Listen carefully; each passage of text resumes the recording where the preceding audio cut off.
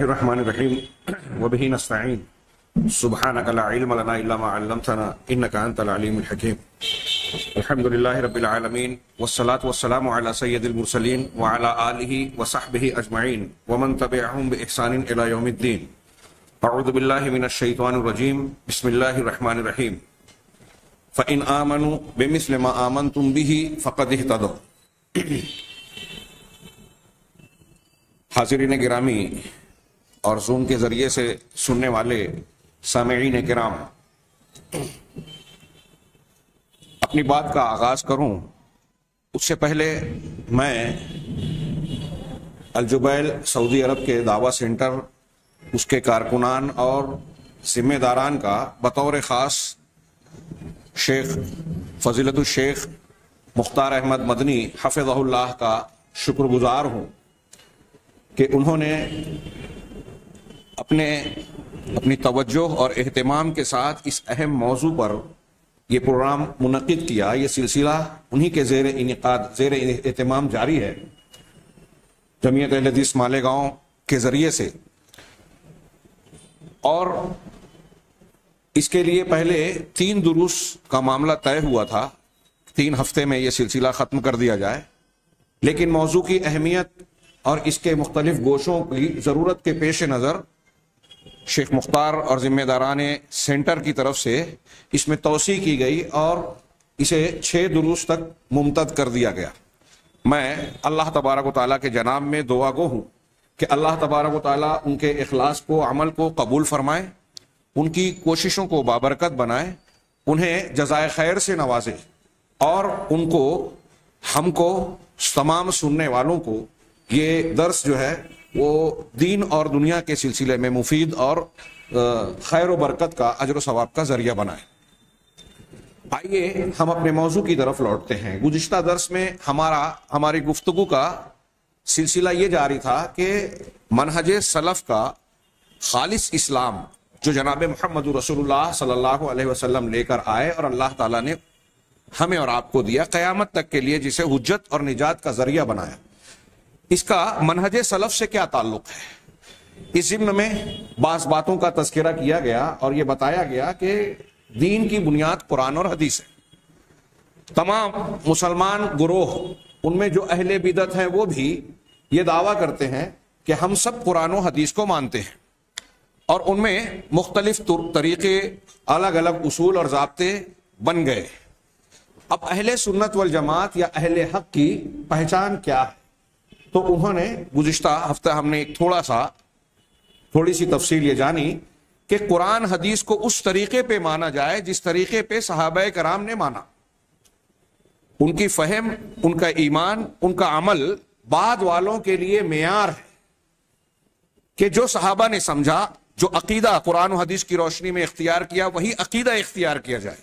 جس طرح سے قرآن و حدیث کی عبادت کو انہوں نے اختیار کیا، وہی عبادت اللہ کے یہاں مقبول ہوگی. جو اخلاق، معاملات، حلال و حرام کے جو ضابطے صحابہ کرام نے سمجھا قرآن و حدیث سے، وہی معیار ہے. جو اس کے موافق ہوگا وہ سنت پر قائم ہے، جو اس کا مخالف ہوگا وہ بدعت پر چل رہا ہے. وہ اہل سنت ہو ہی نہیں سکتا. اہل سنت والجماعت وہی ہے جو صحابہ کے طریقے پر چلے. آج کا عنوان اسی ضمن میں یہ رکھا گیا کہ طریقے صحابہ ہی معیار کیوں ہم نے اس کو معیار قرار دیا. گزشتہ درس میں بعض نصوص کے بعد ہم نے حضرت عبداللہ ابن مسعود رضی اللہ تعالیٰ عنہ کا قول پڑھا تھا، سنا تھا، اور امام شافعی رحمہ اللہ کے قول کو بھی دیکھا تھا. آئیے میں بہتر سمجھتا ہوں کہ اپنی بات سے زیادہ ہمارے اسلاف اور ائمہ کرام کے معتمد اقوال کو ہم سرسری طور سے دیکھیں. سب سے پہلے میں حضرت عمر بن عبدالعزیز رحمہ اللہ، جو تابعی بھی ہیں اور خلیفہ راشد خامس، 5ویں خلیفہ راشد کہلاتے ہیں، ان کا ایک بڑا زبردست اور جامع قول ہے. اس قول کے بارے میں صاحب کتاب نے بیان کیا، الاعتصام سے یہ منقول ہے اور دوسری کتابوں میں بھی یہ ماثور ہے، سند کے ساتھ نقل کیا گیا ہے. اس کے بارے میں کہتے ہیں کہ اپنے دور کے، مختلف دور کے علماء اس قول کو نہ صرف یہ کہ توجہ کا مرکز سمجھتے تھے، بلکہ لوگوں کو کہتے تھے کہ یہ قول حفظ کر لیں، یاد کر لیں. اور امام مالک رحمہ اللہ کو یہ قول بہت پسند تھا. وہ کہتے ہیں کہ حضرت عمر بن عبدالعزیز رحمہ اللہ نے کہا سنہ رسول اللہ صلی اللہ علیہ وسلم وولاۃ الامر من بعدہ سننا، اللہ کے رسول صلی اللہ علیہ وسلم نے اور آپ کے بعد ذمہ داران مسلمین نے ولاۃ امر، والی امر، حکمراں، خلفاء اور مسلمانوں کے ذمہ داروں کو کہا، ان میں علماء بھی ہیں اور حکام بھی ہیں خلفائے راشدین کی حیثیت سے۔ تو اللہ کے رسول صلی اللہ علیہ وسلم نے اور ولاۃ امر جس میں سر فہرست خلفائے راشدین ہیں، انہوں نے کچھ سنتیں اور کچھ طریقے جاری کیے ہیں، متعین کیے ہیں، کچھ قاعدے بنا دیے ہیں۔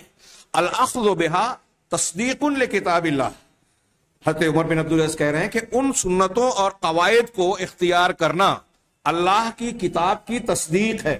اس کا مطلب یہ کہ ان قواعد کو، ضابطوں کو، سنتوں کو رد کرنا اللہ کی کتاب کو جھٹلانا ہے، تو ان کو اختیار کرنا، اللہ کی کتاب کو اختیار کرنا ہے، اس کی تصدیق کرنا ہے۔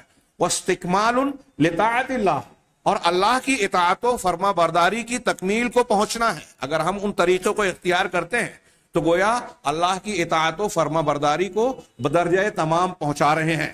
وقوت علی دین اللہ، اور اللہ کے دین پر ان کے ذریعے سے قوت و طاقت حاصل ہو سکتی ہے، ہوگی۔ لیس لأحد تغییرها ولا تبدیلها، عمر بن عبدالعزیز کہتے ہیں کہ یہ جو سنن طریقے اور قواعد ہیں، کسی کو اختیار نہیں ہے کہ ان قواعد کو، اصول و ضوابط کو تبدیل کر دے، ان میں رد و بدل کر دے، ولا نظر فی شیء خالفها، اور کسی ایسی چیز کو دیکھنا بھی درست اور جائز نہیں ہے، کسی ایسی چیز کی طرف غور و فکر کرنا، دیکھنا جو ان قواعد اور اصولوں کے خلاف ہے۔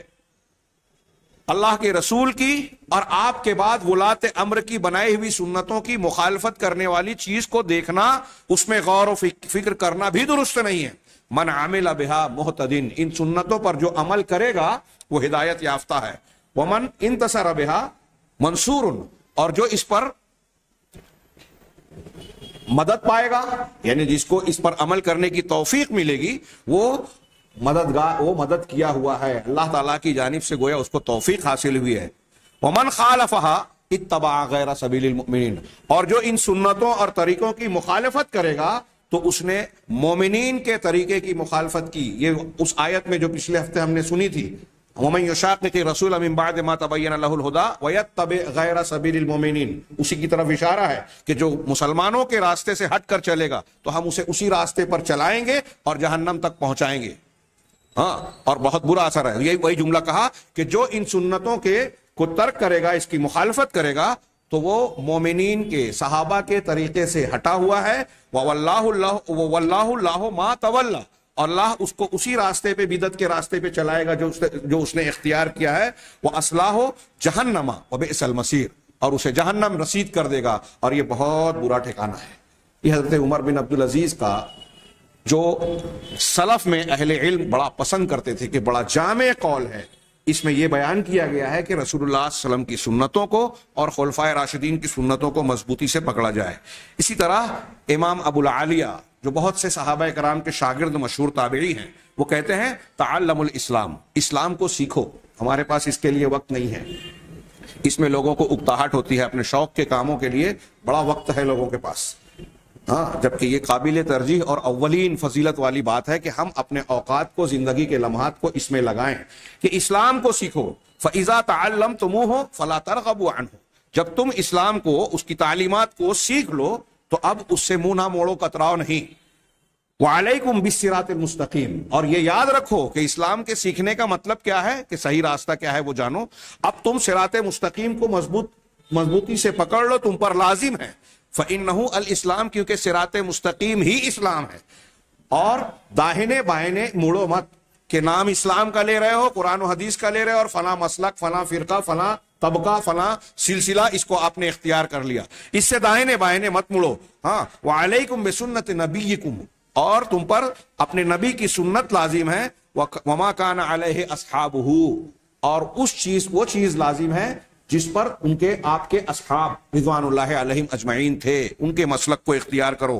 وَإِيَّاكُمْ وَهَذِهِ الْأَهْوَاء، اور دیکھو تم ان خواہشات سے بچو۔ قرآن حدیث کو آپ غور سے پڑھیں اور سلف کے اقوال کو پڑھیں تو ہوا اور احوا، جس کا ترجمہ ہم خواہشات کرتے ہیں، اس میں وہ ساری چیزیں شامل ہیں، ساری خرافات، بدعات اور باتیں جو قرآن و حدیث کے خلاف ہیں۔ تو ان بدعات سے، خرافات سے تم بچنا۔ ہاں، التی تلقی بین الناس العداوۃ والبغضاء، جو لوگوں کے درمیان دشمنی اور نفرت ڈالتی ہے، ان بدعتوں کی وجہ سے اختلاف ہوتا ہے۔ قرآن حدیث کی اتباع کرنے سے، صحابہ کا طریقہ اختیار کرنے سے اتحاد قائم ہوتا ہے۔ ہاں، جب یہ بات انہوں نے بیان کی تو اس کو کچھ لوگوں نے، بعض شاگردوں نے جا کے امام حسن بصری رحمہ اللہ کو بتایا کہ ابو العالیہ ایسا کہہ رہے ہیں۔ تو امام حسن نے کہا رحمہ اللہ، اللہ ان پر رحم کرے، صدق و نصح، یقیناً انہوں نے بہت سچی بات کہی اور خیر خواہی کی ہے، بھلا چاہا ہے۔ یہ ان اقوال کے علاوہ علامہ ابن تیمیہ رحمہ اللہ کا ایک قول، جو خیر القرون قرنی، سب سے بہتر زمانہ میرا ہے، پھر اس کے بعد کا، پھر اس کے بعد کا، اس کی تشریح میں آپ فرماتے ہیں اور کہتے ہیں کہ یہ بات بداہتاً اس شخص کو جو قرآن حدیث پر غور کرے، اسے بغیر بہت زیادہ محنت کیے ہوئے آسانی سے معلوم ہو جائے گی۔ اور اہل سنت والجماعت اس پر متفق بھی ہیں، جتنے بھی اہل سنت والجماعت کے گروہ ہیں سارے کے سارے متفق ہیں کہ خیر القرون جو ہے، ہاں، اس امت کا سب سے بہترین زمانہ، ہاں، اعمال میں، اقوال میں، عقیدے میں، اعتقاد میں اور اس کے علاوہ ہر فضیلت میں وہ قرن اول ہے، صحابہ کرام کا زمانہ۔ علامہ ابن تیمیہ کے قرآن حدیث کے غور کرنے سے بھی معلوم ہوتا ہے، اور اہل سنت والجماعت میں جتنے بھی گروہ ہیں، اہل الحدیث، اور حقیقی طور پر جو پرانے حنفی، شافعی، مالکی، حنبلی ہیں، میں موجودہ دور کے حنفیوں کو مستثنی کر رہا ہوں کیونکہ عقیدے میں یہ امام ابو حنیفہ کے طریقے پہ نہیں ہیں، صوفیہ نہیں ہیں۔ تو یہ سارے اہل سنت والجماعت کے گروہ اس بات پر متفق ہیں، کس بات پر؟ کہ اس امت کا سب سے بہترین زمانہ، سب سے بہترین لوگ قرن اول کے لوگ ہیں، صحابہ کرام ہیں، پھر وہ جو ان کے بعد ہیں، پھر وہ جو ان کے بعد ہیں، جیسا کہ نبی کریم صلی اللہ علیہ وسلم سے کئی وجہ سے، کئی سند سے اور سلسلوں سے ثابت ہے۔ اور آگے فرماتے ہیں وَأَنَّهُمْ أَفْضَلُ مِنَ الْخَلَفِ فِي كُلِّ فَضِيلَةٍ، کہ وہ صحابہ کرام خلف سے، سلف یہ خلف سے، بعد والوں سے ہر فضیلت اور اچھی بات میں افضل ہیں، بہتر ہیں۔ فی علم میں، عمل میں، ایمان میں، عقل میں، دین میں، بیان میں، عبادت میں، ہر چیز میں صحابہ کرام بعد والوں سے بہتر ہیں۔ علم، ان کا علم، آج کل کچھ لوگ بات کے محققین پیدا ہوئے اور انہوں نے کہا کہ ہم جن تفصیلات کو جانتے ہیں صحابہ کرام اس سے ناواقف تھے۔ کچھ جزئیات اور کچھ تحقیقات آج کے زمانے کی سائنسی ٹیکنالوجی اور تحقیقات یہ جانتے ہوں، الگ بات ہے۔ دین کے سلسلے میں صحابہ اور سلف کا جتنا گہرا علم تھا، حضرت عبداللہ ابن مسعود کے قول میں ہم نے سنا کہ اعمقها علما، کہ یہ طبقہ، یہ صحابہ کرام کا گروہ جو ہے علم کے اعتبار سے سب سے زیادہ گہرا تھا، اور ارباب علم و نظر اس کو اچھی طریقے سے جانتے ہیں۔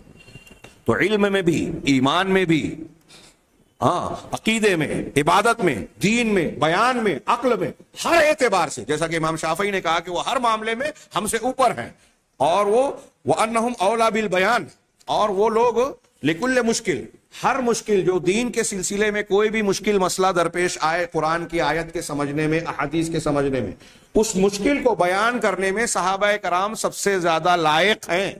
ہاں، یہ ایسی بات ہے، علامہ ابن تیمیہ آخر میں کہتے ہیں کہ یہ ایسی بات ہے کہ اس بات کا دین اسلام سے معلوم ہونا بالکل ظاہر ہے، اور اسے وہی انکار کرے گا، اس سے وہی شخص انکار کرے گا جو ہٹ دھرمی پر اتارو ہے اور اللہ تبارک و تعالیٰ علم کے باوجود اسے گمراہی کا شکار بنانا چاہتا ہے۔ یہ وہ شخص، یہ علامہ ابن تیمیہ کا قول ہے۔ ایک حدیث مشہور ہے، علیکم بسنتی وسنت الخلفاء الراشدین المہدیین من بعدی۔ اللہ کے رسول صلی اللہ علیہ وسلم نے اس حدیث میں یہ بھی کہا ہے کہ میرے بعد جب جو زندہ رہے گا وہ فَسَيَرَى اخْتِلَافًا كَثِيرًا، بہت سارا اختلاف دیکھے گا۔ میں اس بات کو دہراتا رہتا ہوں کہ نبی کریم صلی اللہ علیہ وسلم نے یہ بتا دیا کہ امت کے 73 فرقے ہوں گے، یہ بھی بتایا کہ میرے بعد اختلافات رونما ہوں گے، لیکن آپ نے کہیں یہ نہیں بتایا کہ فلاں نام کے امام کا دامن تھام لینا، فلاں سلسلے کو اختیار کر لینا، فلاں کے ہاتھ پر بیعت کرنا، نہیں۔ آپ نے کیا دیا؟ اختلاف ہوگا، فرقے بنیں گے، آپ نے یہ قیامت تک کے معاملات، دین سے متعلق معاملات کی پیشین گوئی کی ہے، اور یہ بھی بتا دیا کہ ان مسائل میں حق کا راستہ بالکل صاف اور واضح ہوگا، اس میں کوئی بخیلی نہیں کی۔ اگر کوئی نئے مسلک کی طرف انتساب کرنے اور اس کو اختیار کرنے کی تعلیم دیتا ہے تو گویا وہ یہ کہہ رہا ہے کہ اللہ کے رسول صلی اللہ علیہ وسلم یہ بیان نہیں کیا، آپ چوک گئے یا آپ نے چھپا لیا، اس کو پتہ چل گیا۔ نہیں، اللہ کے رسول صلی اللہ علیہ وسلم نے پورا دین بیان کر دیا۔ آپ نے بتایا کہ اختلاف ہوگا، کیا کرنا ہوگا؟ تم پر میری سنت لازم ہے اور میرے خلفائے راشدین کی سنت۔ خلفائے راشدین کون ہیں؟ صحابہ کرام۔ علامہ ابن قیم کہتے ہیں کہ اپنی سنت کے ساتھ اللہ کے رسول صلی اللہ علیہ وسلم نے اپنے خلفاء کی سنت کو ملا دیا۔ اس سے پتہ چلا کہ آپ نے دونوں کی اتباع کا حکم دیا۔ جیسے آپ نے اپنی سنت کی اتباع کا حکم دیا، ویسے ہی ہدایت یافتہ خلفائے راشدین ابوبکر صدیق، عمر فاروق، عثمان غنی، حضرت علی، ان کی اتباع کا بھی حکم دیا۔ چنانچہ علامہ ابن قیم کہتے ہیں کہ اس معاملے میں اتنا مبالغہ کیا اللہ کے رسول صلی اللہ علیہ وسلم نے، شدت اور تاکید کی کہ اسی حدیث میں آپ نے کہا کہ عزو علیہا بالنواجذ، اپنے دانتوں سے مضبوطی کے ساتھ اسے پکڑ لو۔ اور یہ حکم جو ہے اللہ کے رسول صلی اللہ علیہ وسلم کا ان تمام چیزوں کو شامل ہے جس میں انہوں نے فتویٰ دیا اور امت کے لیے کوئی طریقہ بیان کیا، اگرچہ کہ نبی کریم صلی اللہ علیہ وسلم کے پاس سے ان سے پہلے کوئی چیز معلوم نہ ہو، اس میں وضاحت اور رہنمائی نہ ہو۔ اگر خلفائے راشدین نے کوئی بات بیان کی ہے تو اللہ کے رسول کے اس فرمان کے مطابق اسے اختیار کرنا ہے، اور اگر ایسا نہیں ہے تو پھر اللہ کے رسول صلی اللہ علیہ وسلم کی سنت اگر موجود ہے تو جو ان کی سنت ہے وہ رسول کی سنت ہے۔ یہ عمومی طور سے میں بیان کر رہا ہوں۔ ہمارے یہاں کچھ لوگ اختلاف کرتے ہوئے اہل الحدیث پر یہ اعتراض کرتے ہیں کہ دیکھیے حضرت عمر فاروق نے 3 طلاق کو 1 بنا دیا اور فلاں حکم جاری کیا، تو یہ اہل حدیث نہیں مانتے، یا حضرت عمر کی مخالفت کرتے ہیں، ان کی شان میں گستاخی کرتے ہیں۔ یہ ان کی غلط فہمی ہے۔ یہ سنت وہ ہے ما وافق سنت رسولنا صلی اللہ علیہ وسلم۔ جتنے اہل سنت والجماعت کے گروہ ہیں ان کے یہاں یہ قاعدہ بھی متفق علیہ ہے، کوئی اختلاف نہیں ہے امام مالک کا، امام شافعی کا، امام ابو حنیفہ کا، امام احمد بن حنبل کا، امام اوزاعی کا، امام سفیان ثوری کا، اسحاق بن راہویہ کا، کسی امام کا کوئی اختلاف نہیں ہے کہ اگر اللہ کے رسول صلی اللہ علیہ وسلم کی کوئی سنت ثابت ہو جائے، حدیث ثابت ہو جائے، تو اب اگر اس کے خلاف خلفائے راشدین یا اہل بیت یا دوسرے کسی بھی انسان کا کوئی قول ملتا ہے، فتویٰ ملتا ہے، تو اللہ کے رسول صلی اللہ علیہ وسلم کی حدیث کو لیا جائے گا، اس میں اہل سنت کے درمیان کوئی اختلاف نہیں۔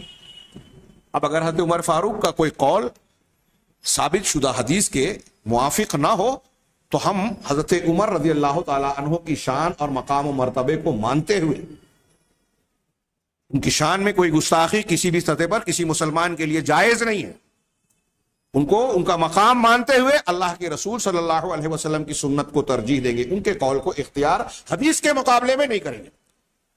یہ تمام صحابہ کا طریقہ ہے، وہ آگے بات آئے گی۔ یہ جو میں کہہ رہا ہوں اس پر ایک قول سن لیں۔ حضرت ابن عباس رضی اللہ تعالیٰ عنہ حبر الامہ ترجمان القرآن کہتے ہیں کہ انہوں نے حج تمتع کا مسئلہ بیان کیا، ان کے ایک شاگرد عروہ نے کہا کہ آپ منع کر رہے ہیں، آپ اس کی اجازت دے رہے ہیں، اللہ کے نبی صلی اللہ علیہ وسلم سے اجازت نقل کر رہے ہیں۔ ابو بکر اور عمر تو منع کرتے تھے۔ حضرت ابن عباس غصہ ہو گئے اور غصے کی شدت میں کہا، عروہ کے بجائے یا عریہ کہا کہ عریہ، ہاں یوشک ان تنزل علیکم حجارۃ من السماء، قریب ہے کہ آسمان سے تم پر پتھروں کی بارش ہو جائے، اللہ کا عذاب نازل ہو جائے۔ اقول قال رسول اللہ صلی اللہ علیہ وسلم، میں کہتا ہوں کہ اللہ کے رسول صلی اللہ علیہ وسلم نے فرمایا، اور تم کہہ رہے ہو کہ ابو بکر اور عمر نے کہا۔ اللہ کے رسول کی بات کو رد کرنے کے لیے اگر ابو بکر اور عمر رضی اللہ عنہما کی بات بھی پیش کی جائے تو صحابی رسول کہہ رہے ہیں کہ اس کی وجہ سے اللہ کا عذاب آ سکتا ہے۔ یہ ہم اگلا اہل سنت کا اصول پڑھیں گے جب، تو وہاں تھوڑا سا ذکر اس کا آئے گا کہ سب سے بنیادی چیز قرآن و حدیث ہے۔ یہ آ گیا تو اب موسیٰ علیہ الصلوۃ والسلام کی بھی کوئی بات اللہ کے رسول کے خلاف ہے تو نہیں چلے گی، ابو بکر صدیق اور عمر فاروق کی تو دور کی بات، اور ان کی بات جب نہیں چلے گی تو کسی امام، کسی بزرگ، کسی مفتی، کسی پیر، کسی فلاں اور فلاں کی بات چل ہی نہیں سکتی، سوال ہی پیدا نہیں ہوتا۔ یہ ہم آئندہ درس میں تھوڑے سے اقوال پڑھیں گے۔ فی الحال میں یہ تذکرہ کر رہا تھا کہ علامہ ابن قیم کا یہ قول جاننے کے بعد بعض اقوال سلف ہم سرسری طور سے دیکھیں کہ امام مالک رحمہ اللہ کا ایک قول ہے بڑا جامع، طریقہ صحابہ ہی معیار کیوں، یہ بیان کر رہا ہوں اور اس سلسلے میں کچھ اقوال پیش کر رہا ہوں جو کہ قرآن و حدیث پر مبنی ہے۔ امام مالک کہتے ہیں ایاکم والبدع، دیکھو تم بدعتوں سے بچنا. ہمارے یہاں اب ان موضوعات کو لوگ غیر ضروری سمجھتے ہیں، جبکہ میں نے اس سے پہلے درس میں بیان کیا کہ سفر جاری کرنے سے پہلے ضروری یہ ہے کہ آپ کے سفر کی منزل کی طرف جانے والی گاڑی آپ متعین کریں کہ کون سی گاڑی، بس، ٹرین، ہوائی جہاز آپ کی منزل کی طرف جا رہی ہے. اگر آپ کو بمبئی جانا ہے تو آپ اندور اور احمد آباد کی گاڑی میں نہیں بیٹھیں گے. اسی طریقے سے اگر آپ کو جنت کے راستے پہ چلنا ہے تو اللہ تعالیٰ نے جو راستہ متعین کیا کہ یہ صراط مستقیم ہے، رسول نے جس راستے کو بتایا اس کو جاننا، سمجھنا اور پھر اسے اختیار کرنا ضروری ہے. اور یہ بھی ضروری ہے کہ اس سے ہٹے ہوئے راستے جو بدعات اور خرافات پر مشتمل ہیں، جو صراط مستقیم کے علاوہ دوسرے اللہ کے رسول نے خط کھینچ کر دائیں بائیں جو خط کھینچے تھے اور بتایا تھا یہ میرا سیدھا راستہ، اس کے علاوہ دوسرے بہت سارے راستے ہیں اور ہر راستے پر شیطان دعوت دینے والا ہے، تو شیطان کی دعوت والے راستے سے ہم کو بچنا ہے. اس کے لیے ضروری ہے. امام مالک کہہ رہے ہیں کہ دیکھو تم بدعات سے بچنا. ہاں، تو لوگوں نے کہا یا ابا عبداللہ، اے ابو عبداللہ، ومل بدع، بدعتیں کیا ہیں؟ تو ان کے پس منظر میں جو سامنے بدعتیں تھیں اس کا تناظر میں آپ نے کہا اہل البدع الذین یتکلمون فی اسماء اللہ وصفاتہ وکلامہ وعلمہ وقدرتہ لا یسکتون عما سکت عنہ الصحابۃ والتابعون، کہ بدعت، اہل بدعت وہ ہیں جو کہ اللہ تعالیٰ کے اسماء، صفات، اس کے کلام، اس کے علم اور اس کی قدرت، یہ اللہ کی جو صفات ہیں، نام ہیں، ان کے سلسلے میں کلام کرتے ہیں اور ان باتوں سے خاموشی اختیار نہیں کرتے جن کے بارے میں صحابہ اور تابعین نے خاموشی اختیار کی. جہاں صحابہ اور تابعین رضی اللہ عنہم خاموش ہو گئے وہاں خاموش ہونا سنت ہے، کہ وہ جیسے مانا ہے ہم ویسے ہی مانتے ہیں، اس کے بارے میں کھود کرید میں نہیں پڑھتے. یہ صفات الہی کی باب میں، عقیدے کے باب میں یہ ایک اصول ہے، انشاءاللہ ہم آئندہ دروس میں اس کو جانیں گے. امام مالک کا یہ قول جو ہے یہ متعدد کتابوں میں امام بغوی نے، ابو عثمان صابونی رحمہ اللہ اور دوسرے علماء نے نقل کیا سند کے ساتھ. اسی طریقے سے نوح الجامع، انہوں نے حضرت امام ابو حنیفہ رحمہ اللہ سے سوال کیا. امام ابو حنیفہ رحمہ اللہ سے پوچھا، قل، تو وہ کہتے ہیں کہ میں نے پوچھا کہ اے ابو حنیفہ ما تقول فی ما احدث الناس فی الکلام من الکلام فی الاعراض والاجسام، کہ اے ابو حنیفہ رحمہ اللہ، اے ابو حنیفہ آپ کیا کہتے ہیں اس چیز کے بارے میں جو لوگوں نے یہ ایجاد کر لیا، ہاں، اعراض اور اجسام کے متعلق گفتگو اور بحث کرتے ہیں، جو کہ اعراض، اجسام، یہ سب چیزیں منطق اور فلسفے کی اصطلاحات کے تناظر میں دین کے معاملے میں، الہیات یا اعتقادات کے معاملے میں گفتگو کی جاتی تھی، یہ اصطلاحات ہیں. تو امام حنیفہ نے پوچھا کہ اس بارے میں آپ کیا کہتے ہیں کہ یہ لوگوں نے نئی نئی باتیں جو شروع کر دی ہے. تو حضرت امام حنیفہ کیا کہتے ہیں؟ مقالات الفلاسفہ، یہ فلاسفہ، اہل فلسفہ کے اقوال ہیں، باتیں ہیں. علیک بالاثر و طریقۃ السلف، ہاں، تم پر اثر یعنی اللہ کے رسول کی حدیث اور سنت لازم ہے. حدیث کو اثر بھی کہا جاتا ہے، آثار صحابہ کے اقوال کو بھی کہا جاتا ہے، یہاں مراد حدیث ہے. تم پر اثر لازم ہے، وہ طریقۃ السلف، اور سلف کا طریقہ. امام حنیفہ کے اس قول کو اختیار کر لیں، آپ اہل حدیث بن جائیں گے. امام ابو حنیفہ کہہ رہے ہیں، دیکھیے امام ابو حنیفہ کے قول میں بھی سلف کے لفظ کا استعمال ہے. یہ کوئی بدعت نہیں ہے، سلف کی طرف نسبت کرنا غلط نہیں ہے. اس پر انہوں نے، میں جو کتاب سامنے رکھی ہے اس پر ایک پورا باب باندھا ہے اور دلیلیں دی ہے. ہاں، تو آپ پر اثر لازم ہے، اللہ کے رسول کی سنت کو پکڑ لو مضبوطی سے. وطریقۃ السلف، اور سلف کا طریقہ اس کو تم اختیار کرو. سلف میں کون ہے ہم یہ جان چکے، سر فہرست صحابہ، ثم الذین یلونہم تابعین، ثم الذین یلونہم سب تابعین. وإیاک وکل، اب یہاں میں رک کے یہ بھی اشارہ کر دوں کہ ابھی میں نے کہا تھا کہ آج کے حنفی میں اس سے مراد نہیں لے رہا ہوں، اس لیے کہ یہ میں اللہ کے گھر میں پوری ذمہ داری کے ساتھ کہہ رہا ہوں اور یہ علمی امانت ہے. کوئی اسے اختلافی مسئلہ اور غیر ضروری سمجھے تو سمجھے، میں اسے ضروری مانتا ہوں اور امانت علمی کے طور پر یہ لازم ہے ہر عالم پر کہ حقائق کو بیان کرے، ورنہ اللہ کے یہاں پوچھا جائے گا. آج کے حنفی امام ابو حنیفہ رحمہ اللہ کے طریقے پر، خاص طور سے ہندوستان پاکستان میں یہ مختلف جماعت جو چلت پھرت مچی ہے، امام ابو حنیفہ کے عقیدے اور طریقے اور منہج پر نہیں ہے. اور خود یہ برملا کہتے ہیں کہ ہم عقیدے میں، کلام میں اشعری ماتریدی ہیں، ہاں، سلسلے میں نقش بندی، چشتی، قادری اور نہ جانے کیا کیا. یہ تصوف پورا رافضیت کا جو ہے ٹوکرا ہمارے اہل سنت میں انڈیلتا ہے. ان کے یہاں حلول ہے، وحدت الوجود ہے، بدعتی بیعت ہے، بدعت کے عبادت کے طریقے ہیں جسے لوگ پھیلا رہے ہیں کہ آپ اتنی مرتبہ یہ فلاں فضائل ہیں، اتنی مرتبہ فلاں نصاب پورا کر لیں اور فلاں کام کر لیں تو یہ اللہ تعالیٰ کے یہاں اتنا اتنا فضیلت اور ثواب والا کام ہوگا، جو قرآن، حدیث، صحابہ، تابعین، تبع تابعین، ائمہ دین سے ثابت ہی نہیں۔ وہ عقیدہ، وہ طریقہ، وہ عبادتیں اختیار کی ہے ان لوگوں نے۔ حضرت امام ابو حنیفہ کہہ رہے ہیں کہ حدیث پکڑو، سلف کا طریقہ لو، صحیح حدیث مل جائے تو وہی میرا مسلک ہے۔ بہت مشہور قول ہے ان کا، میرا قول حدیث کے خلاف ہو تو دیوار پہ مار دو۔